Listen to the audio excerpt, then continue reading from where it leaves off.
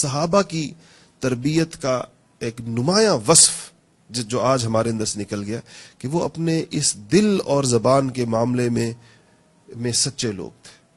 ان کی زبانوں پر جو چیز آیا کرتی تھی وہ حقیقتاً وہی ہوتی تھی جو ان کے دل میں ہوتی تھی. ایسا لگتا تھا جیسے کسی آدمی کا دل اٹھا کے اس کی زبان پہ رکھ دیا جائے. ان میں نفاق، کسی صورت کے اندر نفاق نہیں تھا اس جماعت میں. کسی قسم کی ان کے اندر جو ہے وہ دروغ گوئی نہیں تھی.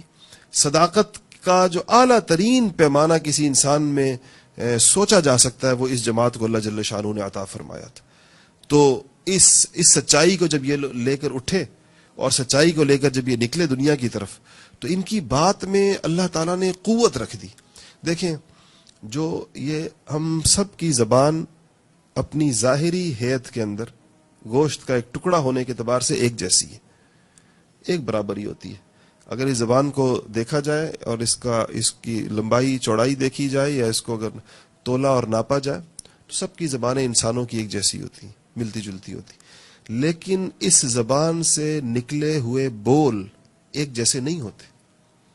دنیا میں ابھی ہمارے پاس وہ میزان نہیں ہے، وہ ترازو نہیں ہے، ہمارے پاس وہ کسوٹی نہیں ہے جس پر بولوں کو تولا جا سکے.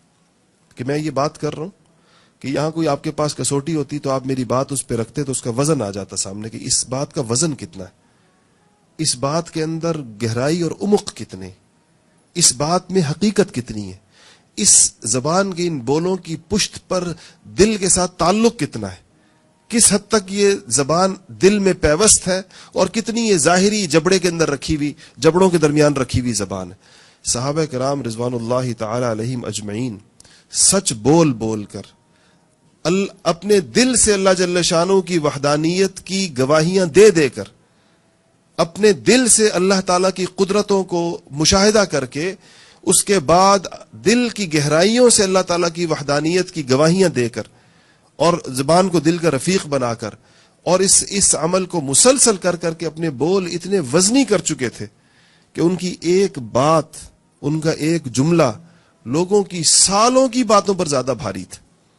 وہ جہاں پر گئے تو وہاں ان سے پہلے سمجھے کہ باتوں کے طوفان تھے، حکایات کے، روایات کے، قصوں کے، من گھڑت واقعات تھے، دیوی دیوتاؤں کے ساتھ.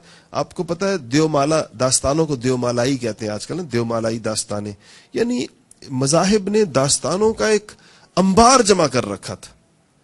ان کے پاس ایک بت بناتے تھے، اس بت سے منسلک 1000 قصے ہوتے تھے.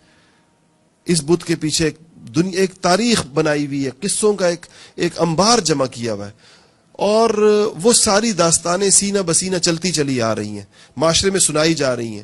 بڑی بوڑھیاں سنا رہی ہیں، عورتیں سنا رہی ہیں، مرد سنا رہے ہیں، بچوں کو سنائی جا رہی ہیں. تو ایک گفتگو اور قصوں کا اور باتوں کا ایک تومار باندھا ہوا ہے.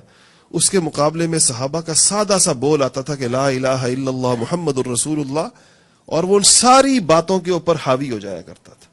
ساری داستانیں مغلوب ہو جاتی تھی، صحابہ کا یہ بول غالب ہو جایا کرتا تھا. اس کی وجہ کیا تھی؟ زبان کے بول بھاری تھے، کیونکہ زبان سچی تھی. سچی زبان سے نکلی ہوئی بات، سچی زبان کے بول، سچی زبان کی کہی ہوئی کوئی گفتگو، وہ کبھی بھی کسی جھوٹی زبان کی گفتگو کے برابر نہیں ہو سکتی. ان دونوں میں یہ اکٹھی ہو نہیں سکتی.